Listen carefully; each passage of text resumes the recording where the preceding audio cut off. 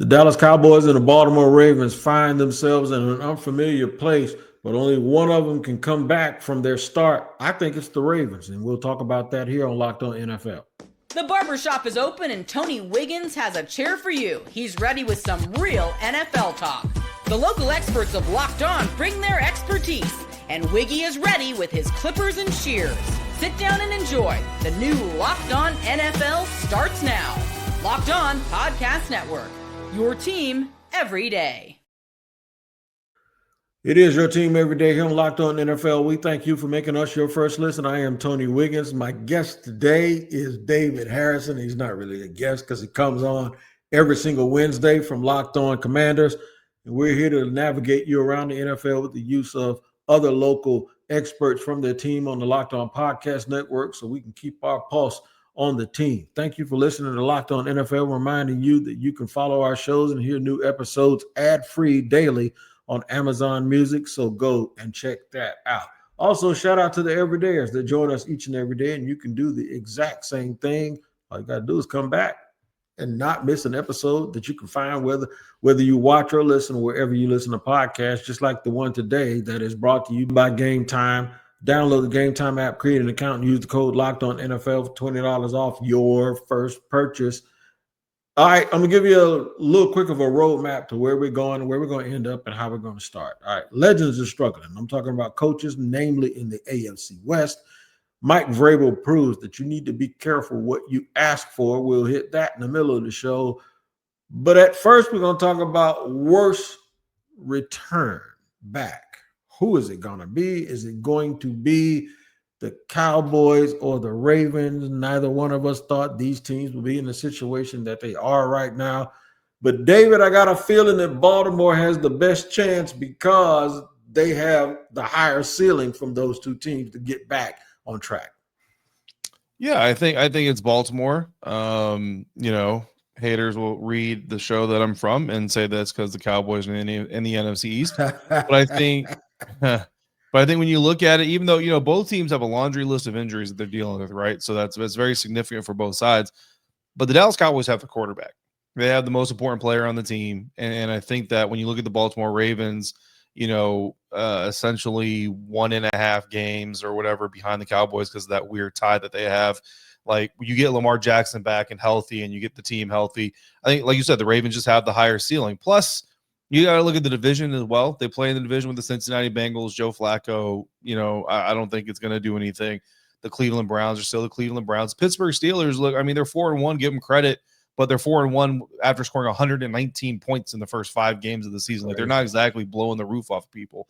So they're very susceptible. Meanwhile, the Cowboys in their division, where the New York Giants are looking like a team on the rise. The Washington Commanders are pretty good if they're not turning the ball over 3 times on Monday Night Football. The Philadelphia Eagles are still a dangerous team. You can't deny the talent that's on that Eagles roster. So, any week that coaching staff can get it figured out and that thing could take off. So, I think for all those combination of reasons, yeah, it's got to be the Ravens for me.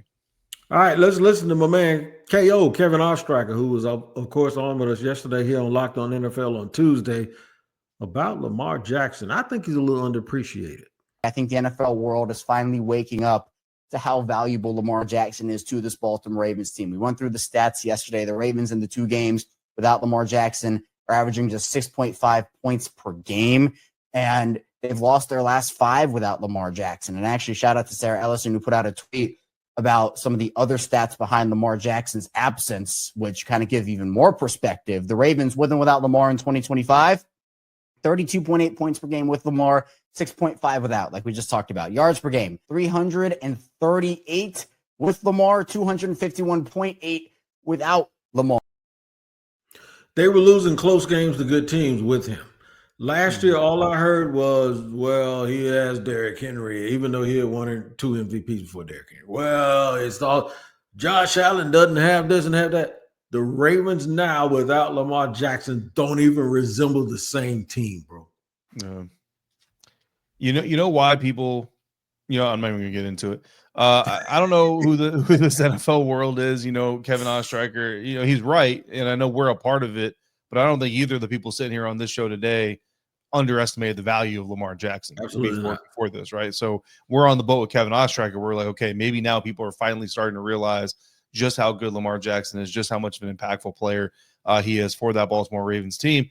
And it's good. It's good in a sense that people are finally realizing it. But if you're the Baltimore Ravens, you also got to understand, I mean, this is something the Washington Commanders go through on a play-to-play basis. You got to understand who your quarterback is, and you got to understand there's a higher likelihood of him missing time because of the way that he plays the game, and you got to be ready.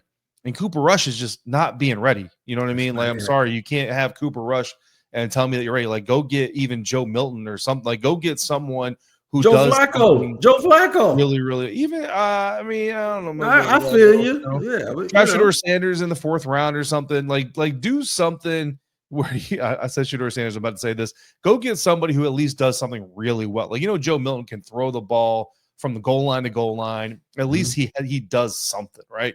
The only team I've ever seen Cooper Rush really play well against is the Washington Commanders, and the Baltimore Ravens don't play the Washington Commanders this season unless maybe you get to the Super Bowl. And if you got Cooper Rush in the Super Bowl playing it for the Ravens, you probably got some problems anyway. So I think that is where, when I look at Harbaugh, like that's where I look at, the biggest kind of falter, the failure in their process is you have a quarterback who, like I said, plays a style of football that gives him a higher likelihood of getting injured. And your backup plan just wasn't a backup plan. You know what I mean? So it wasn't really a good backup plan. The Cowboys didn't have a backup plan for losing Michael Parsons and Jordan Lewis and DeMarcus Lawrence. When you think about it, they just don't have a backup plan on defense. But they've got something. Here's a Locked On Cowboys. I want to talk about George Pickens, who had another huge game, 9 catches for 168 yards and a touchdown on just 11 targets. Over the last couple of weeks with CeeDee Lamb out, he's been phenomenal. And Landon, one of the things that we said is this is a really big opportunity for Pickens to show that he can be a number one, that he can prove that he deserves a contract with the Cowboys and some time to develop chemistry with Dak. And I think through the last couple of games, he's kind of hit every marker that you want to see. The 3 games without CeeDee Lamb. Yeah. 359 yards on 26 targets. It's not like he's getting a ton of targets and he's being inefficient. I mean, he's everything you could ever hope that you would get when you traded for him. Yeah. Listen to me, man. I don't care how good he plays. I think he's overperforming. And the reason why I say that is because of this. Yeah. You got a $120 million receiver. You're going to have a $200 million quarterback. You kind of got one, but you're going to end up having to get – ain't no way in the world that you're going to end up with a $100 million receiver, but trade your $150 million sack specialist and not have any defense. This is why Dallas continues to have players who can produce and get paid, but they can never really super team build because they cherry pick when it comes to procuring talent. I got to give 2 shout outs real quick. First, I want to give a shout out to Jerry Jones going out there on the radio and publicly saying that his team's pass rush is one of the best in the NFL. It's one of their strengths as a team. And for believing that we don't have tape and we don't have eyes and we don't watch games and just straight up lying to everybody and calling everybody stupid. So shout out to Jerry for continuing to be Jerry. Then shout out to Locked On Cowboys for trying to, for not just trying, but successfully finding a positive out of a 2-3-1 start to this NFL season. Those guys do a great job. Looking forward to crossover Thursday. I got to be careful because the Commanders might go down to Dallas this weekend, turn the ball over 3 times, and I got egg on my face. But I will say this: that there's good news and bad news about this George Pickens things and the performance that he had against Carolina Panthers in this loss. The bad news is that he's not facing the Carolina Panthers pass defense. Carolina Panthers pass defense, 21st overall in passing yards per play, right around the same area in passing yards per game. The good news is he's facing the Washington Commanders pass defense, which is 26th in passing yards per play and even worse in passing yards per game. So what I'm saying is, even though the Cowboys might lose to the Washington Commanders next weekend, of course, start George Pickens in all of your fantasy leagues. And if you thought George Pickens was going to go to the Dallas Cowboys and rip that locker room apart, I think 2 things. One, you underestimated the other leaders on the team because, yes, while we all like to poke fun at the Dallas Cowboys, if you're not a Cowboys fan and all these other things, what the Dallas Cowboys have never really been, even for all their drama, is toxic. Like even all this stuff with like Micah Parsons, like it doesn't rip the team apart. You know what I'm saying? So I think that's something that they deserve a lot of credit for. And the other thing is we underestimated, and I say we because I'm part of this. Like, I didn't think George Pickens was going to go to Dallas and do much. I didn't think he was going to rip the team apart. But we underestimate the motivation of a young fella in a contract year who wants to make millions of dollars playing football. George Pickens is not only balling out like we know he can talent-wise, but he's performing and he's staying professional. Because I'll tell you what, Wig, if this was last year and the Steelers were 2-3-1, even with him balling out, he probably getting like 3 or 4, personal fouls. I mean, not even 2 or 3 or 4, because he's probably getting 2 and getting ejected from some of these games. But he is toeing the line. He's doing his job, and he's setting himself up for a big payday in 2026. I don't know where it'll be. Hopefully it's outside of the NFC East, unless he wants to come down to Washington. But I think there's a lot of credit that needs to be had, even though the Dallas Cowboys are 2-3-1 right now. What he's proven is when he's the number one, he's going to act right, especially in the contract year. He hasn't proven he could be a number 2 behind CeeDee Lamb if CeeDee Lamb is actually on the field and they're not throwing the ball to him. That might be when George Pickens acts the way people expect George Pickens to act. That's right. Mike Vrabel continues to prove people wrong, especially those people in Tennessee. We'll get all up in their business in just a second here on Locked On NFL.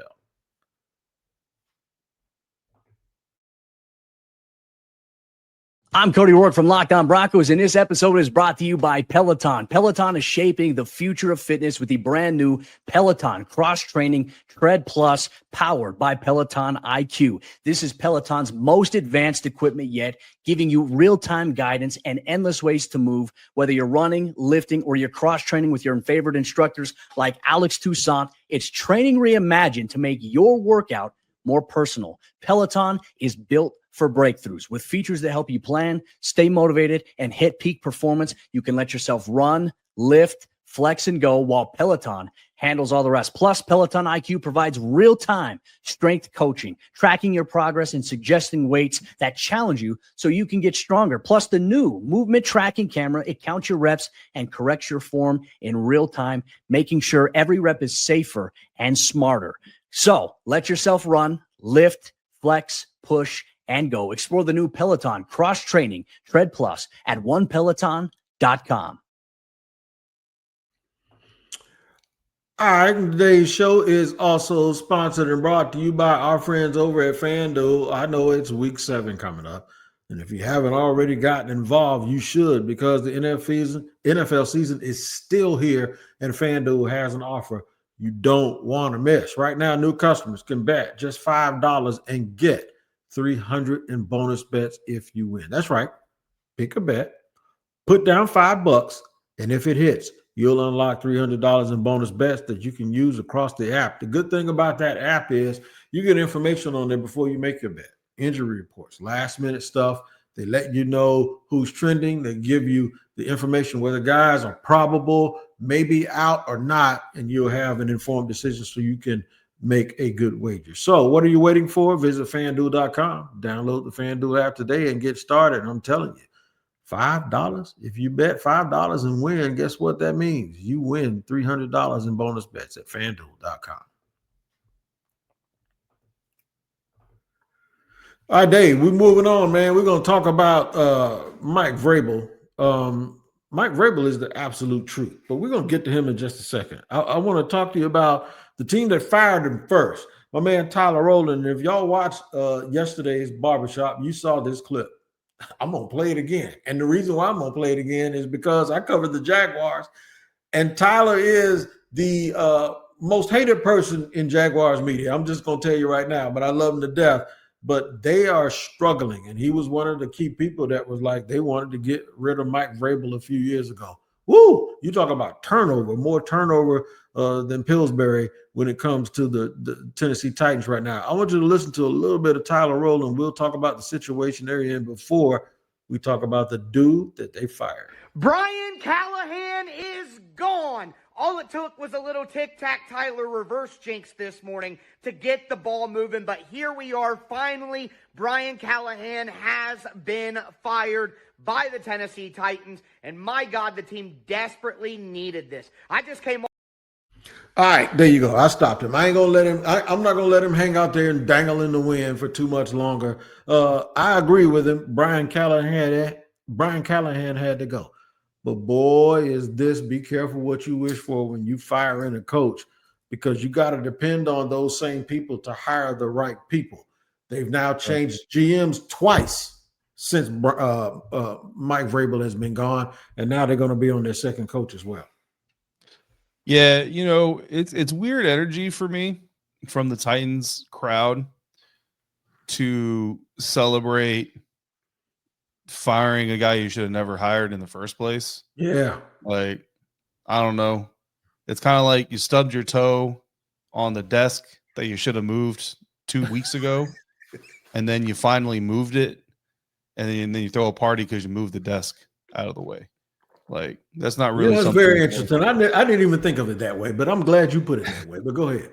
It's just not something that's really worth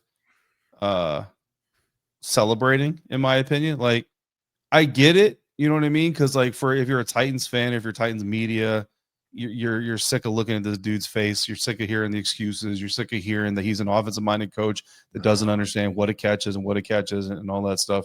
Like, I get it, you know what I mean? But like, that's just part of the problem, right? Like, that's just part of the problem, and it's not even the root cause of the problem. Like I understand Brian Callahan is not a good coach. I mean, Wig, I think it was on this Locked On NFL. I think it was when you and I were both the daily Thursday or Friday hosts of Locked On NFL. Absolutely. Where we flat out said, like, this was not a good hire. Like, before he ever stepped to the podium, I was like, I don't get it. This is not a good hire. So there's no surprise here.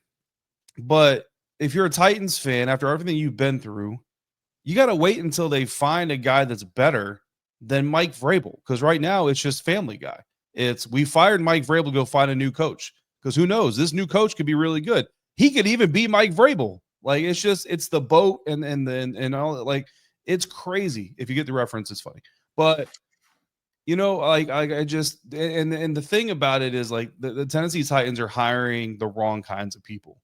Like, I keep hearing this conversation going on from people who are plugged into the Titans organization.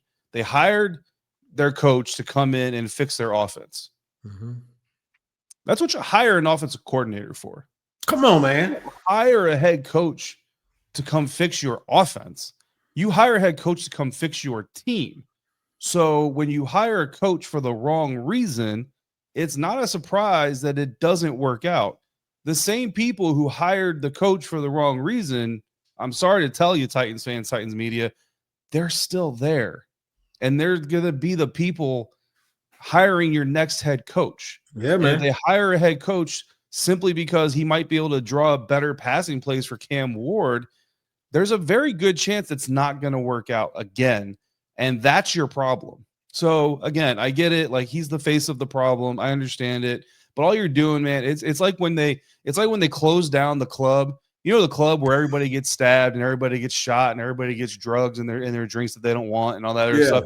And then they shut down for 30 days and then they reopen it as it's called Dazzlins. It used to be called Dazzies. Now it's called Dazzlins. It's the same thing because you're not fixing the problem. So again, I like, cool, go get some wings, celebrate, but it's not fixing nothing. No, it ain't fixed enough. And we're going to carry this over. But before we carry this over to segment 3, because you're right, I'm going to talk about leader of men. And that's what Mike Vrabel is. But to piggyback on your point, stop hiring these play callers because you're trying to fix a quarterback or you want to make sure a quarterback is okay. The thing is the reason why people do that, and there seems to be this noble and logical reason for it. Well, if you hire a defensive coordinator and you have a great play caller, then some thirsty team is going to come and hire your play caller, and then all of a sudden your quarterback is going to have a different play caller. Well, we're worried about success. We're worried. We're in Tennessee. We're in Nashville. We're worried about success, y'all. Like, we're too concerned. We might be so good they come steal our coaches, everybody. We don't want that. We don't want none of that. No. But guess what? Let's just have our rookie quarterback calling us what rhymes with trash. But they also discount the fact that if you have that kind of success, that quarterback that you had the success with now has that in his DNA. Now that is his standard. Right? So I'm going to give you an example. And it's right there in your face and people don't even see it. Baker Mayfield, Dave Canales, Liam Cohen, and now whoever the hell that is in Tampa right now. And guess what? They might be the best team in league, and that kid might be the MVP. What you have to do is trust the fact that whoever hired Dave Canales and then whoever hired Liam Cohen is going to be able to find another offensive coordinator, and that guy's going to be smart enough to not come in there and screw everything up. That's why you need a leader. You need a leader of men, and we're going to talk about leaders of men and Mike Vrabel in just a second here on Locked On NFL. All right, today's show is brought to you and sponsored by our friends over at Game Time. I know y'all be looking for tickets and stuff, and then at the end of the day, you can't get them, right? The reason why you can't get those tickets is because you ain't going to the right place. The NFL season is already in your face, and honestly, there's nothing better than being in a stadium surrounded by fans cheering your team. But let's be honest, getting tickets can be a hassle between queues, login screens, and prices. Jumping all over the place at checkout is very, very frustrating. That's why I use Game Time, the app that gives you the advantage back to the fans. Game Time is fast, easy, and backed by the Game Time guarantee. You always get 100% authentic tickets delivered on time and at the best price. Plus, all fees are included. So the price you see is the price you pay. Don't screw around with people that change the price at the register. Download the Game Time app today and create an account and use the code Locked On NFL for $20 off of your first purchase. That's right. Terms apply again. That's promo code LOCKEDON NFL for $20 off. Swipe, tap, ticket, go. Download Game Time today.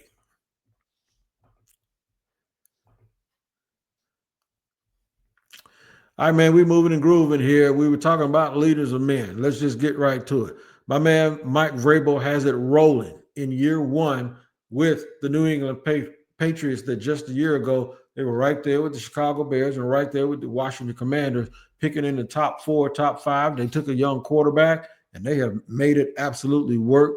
And they don't look like a team that's running some archaic offense. Mike Vrabel seems to have adjusted to the times with Josh McDaniel as his offensive coordinator. Here's my man, Nick Castle, to tell you all about it. I can't believe it. The New England Patriots are in first place in the AFC East on this Monday night. Buffalo Bills go to Atlanta and lose to the underdog Atlanta Falcons. Bijan Robinson ran all over the Bills' defense. Drake London made their pass defense feel miserable as he had a huge game. Falcons beat the Bills. Patriots, of course, by beating the Buffalo Bills Week 5 on Sunday night, head-to-head. Good division record as well. They are at top of the AFC East for the first time since 2021. We're going to talk about this on Wednesday's episode of Locked On Patriots. But on Tuesday's episode of Locked On Patriots, we will discuss Drake May. Yes, he is absolutely in the MVP conversation. Talk to you soon. Nick Cattles, Locked On Patriots. Between May and the two guys I saw at the game that you attended last night live in the press box, David, the NFL, to me, seems like they're in really, really good hands moving forward. Those three quarterbacks, that game last night, I was on the edge of my seat, and those dudes were competing and battling. I love these three quarterbacks from that last draft. Yeah, I mean, not just them. Michael Penix Jr. doing good things Absolutely. for the Falcons. Bo Nix doing good things for the Denver Broncos. J.J. McCarthy, look, man, someone's got to be the worst. Someone's got to be the worst guy in the class. It might be you, buddy. I don't know what to tell you. But, if you want to learn lessons, J.J. McCarthy was the quarterback in college least dependent on to lead his team out of all of those quarterbacks. And he turns out to be, right now, we'll see, long way to go. Yeah. But as of right now, he seems to be the worst one of them all. But, yeah, man, Drake May, Drake, this is what drove me crazy during the 2024 draft process is I latched on to Jaden Daniels as the Washington Commanders target pretty early on. A lot of it was my own personal opinion, evaluation, all that stuff, but some of it was given to me or, found out through conversations. Sure. To the point, Wig, where I didn't talk about nobody else. The entire pre-draft process, there was no Drake May versus Jaden. There was no Bo Nix versus Jaden, J.J. McCarthy. It was all Jaden Daniels. Yeah. And believe me, we went in the first round. I was like, please don't let this team take anybody but Jaden. Because I hadn't talked about nobody else. Yeah. But turned out it was for a good reason. But that never meant that Drake May wasn't a good quarterback. It never meant I didn't think Drake May was going to be a good quarterback. We went up there for joint training camp practice just this year. Washington Commanders went up and visited the Patriots, and that Washington Commanders defense got ran by that Patriots offense, first team offense in practice. And Drake May was just out there dropping dimes, man. So, yeah, none of this is really a surprise. Drake May is the type of quarterback who is used to taking very direct, blunt, purposeful coaching. I happen to know one of his former offensive coordinators, Phil Longo, who is now the head coach at Sam Houston. And Mike Vrabel is that type of dude. And if you can't take that kind of energy, you're not going to like Mike Vrabel. No doubt. Which is why, and I know we're about to talk about him anyway, which is why there are several teams who are kind of scratching their head saying, how's this dude having so much success and we're not? And again, it comes back to the principal flaws in your system. Yeah, it does. Principal flaws. That's a good way to lead into this next segment, because all offseason, and you probably were here with me when I discussed it, I said the AFC West is going to be something else because they got 4 really good coaches. Sean Payton, of course, the great Andy Reid. Mm-hmm. Then they got Jim Harbaugh from college, and my main man, Pete Carroll, he showed up. Seahawks ain't not necessarily Seahawks. The Seahawks are doing well without it. The Raiders aren't looking good at all, man. It's like they depended on Geno Smith, and I'm just sitting there thinking like that one might not work. The Chargers, however, have injuries at least. First, talk about the Raiders and what you think about the Las Vegas and the way they're playing right now. I mean, I just think that the mistake that they made there from jump was thinking that Geno Smith was going to come elevate that team. Geno Smith has never been that kind of quarterback. Even in his resurrection in Seattle, it was more about Tyler Lockett, DK Metcalf, Jackson Smith and Jigba and all that stuff. And you look at what Seattle is doing. You look at what Pittsburgh is doing. Like, I don't really know what Tyler Lockett's up to be honest with you. But, Jackson Smith and Jigba is out there helping to elevate Sam Darnold. Coaching matters as well. DK Metcalf is helping Aaron Rodgers and the Pittsburgh Steelers prove me right when I told you right here on Locked On NFL that the Steelers were going to get the Aaron Rodgers the Jets thought they were getting. And Geno Smith is making a whole lot of defenses look really good, except for the Washington Commanders, who are the only defense to not intercept him so far this season. But that's a whole other conversation. I think that's just ultimately what it comes down to. And that's Pete Carroll believing that he, basically let's just make it, Seahawks, Las Vegas, and we'll roll this thing forward. And it just don't work that way. And they've had some injuries, which certainly didn't help. Sure. And nobody's had more injuries than the Chargers. Here's my man, Daniel Wade from Locked On Chargers. The Chargers looked like they were going to charger, but they pulled off a miracle late against the Dolphins. It was a thrilling game on Sunday in Miami, with the Chargers starting to spiral in the second half, blowing a 13-point fourth quarter lead. But when all the cards were down, Justin Herbert was able to somehow avoid a sack, find Ladd McConkey, who took it deep into Dolphins territory, well into Cameron Dicker's field goal range, and they were able to pull off the win late. A lot to clean up for this team still, but I did like to see the emergence of second-year running back Kamani Vidal, who ripped. They need him because their first 2 running backs, Amarion, he's gone. What's his last name? Marion Hampton. Yeah, Marion Hampton. He's on I call him Amarion because he's on my fantasy team, and I'm sitting there like, man, they lost him. I handcuffed him with Harris. He's gone. And I'm thinking, like, who is going to play?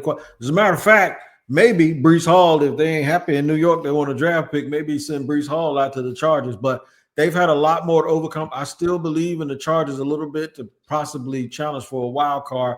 But with their injuries, I can't imagine anything but either Denver or Kansas City winning that division now. Yeah, the Chargers are tricky. You know what I mean? We'll see what they do. I've always been kind of a Justin Herbert hype is a little bit overblown, but it doesn't mean he's a bad quarterback. Right. The Chiefs are interesting. Are they all the way back, and are they, what's going to happen? I think it's a week-to-week thing with them. And the Broncos, I think, are going to be a dangerous team as well. So it's going to be interesting. I think it's definitely one of those divisions and one of those playoff spots. Like the final AFC playoff spot is going to come down to the wire. I do want to say one last thing, Wig, about Vrabel before we get out of here. And this is not to kick the Titans fans while they're down for you still listening. Hey, I don't mind. Look, I don't mind you kicking them. Go ahead. But I will tell you this: Mike Vrabel is an executive head coach. Like, that is what Mike Vrabel is. He's an executive head coach. An executive head coach is like, they have a presence, and that presence is going to be felt. So if you have to be a certain kind of person to be coached by one of those guys, to work with one of those guys, for one of those guys, and have one of those guys in an organization, because he doesn't care if you're the billionaire or the cleaning lady. You're going to get it straight from Mike Vrabel no matter what. And I know there's a bunch of Titans fans out there who were taking victory laps when Mike Vrabel got fired and he didn't get a head coaching job right away because it was all this talking. I'm one of those people. of, everybody else is going to want to hire your coach. Don't fire him because that just shows you da. But guess what? Here are the teams that interviewed him, Wig, and decided not to offer him a job. The New York Jets, the Las Vegas Raiders, the Jacksonville Jaguars, and the New Orleans Saints. Okay. There is one organization in that mix that can look at that decision, look at the guy they hired instead, and feel like they made the right call. And truthfully, I mean, they didn't even hire the Jacksonville Jaguars, didn't hire Liam Cohen until this coaching cycle, not even last coaching cycle, right? So you could feasibly put the Jacksonville Jaguars in that boat as well. So again, I would tell you, and then meanwhile, Robert Kraft says, I'll put up with Bill Belichick for over 2 decades. I can deal with Mike Vrabel. And guess what? His New England Patriots are in first place. Because when you put a head coach in place to run your organization, not fix the defense, not fix the offense, to run your organization, fixing stuff is part of that. But when you bring the right guy in for the right reason, not guaranteed, but a lot better odds you're going to get the right results. So that's why Mike Vrabel and New England Patriots are successful. And that's why the Tennessee Titans are going to continue looking for new head coaches while they bring in soft-spoken, non-leadership having, non-leader of men being individuals until someday, maybe if you're a Nashville fan, they figure it out and they go get themselves a guy who knows how to lead 70 dudes at one time, because that's what it takes to be a successful head coach in the National Football League. These are normally private conversations between me and David. David's an Army vet, me being an Air Force guy, so I'm going to flex my Air Force muscle right here. I learned a long time ago from someone, your rank already, you can already come in with your rank and boss people around because that's just the way it is. Yes. But you don't have to demand respect. You should command respect by how you carry yourself, by how you walk into the room, and people should have reverence for you and they want to run through a brick wall for you just because of that presence. And that's exactly what you just described with Mike Vrabel. I'm going to stretch it out and say that that's exactly what you get from Tyler Rowland on Locked On NFL in the morning and me in the afternoon on the barbershop. Twice a day on Locked On NFL. Make sure you check it out wherever you get your podcast. Me and David rolled out for 32 minutes today. Hopefully we didn't waste your time. We absolutely take your time to be very serious. We don't take it for granted. We're glad that you joined us here on Locked On NFL, and we'll see you tomorrow.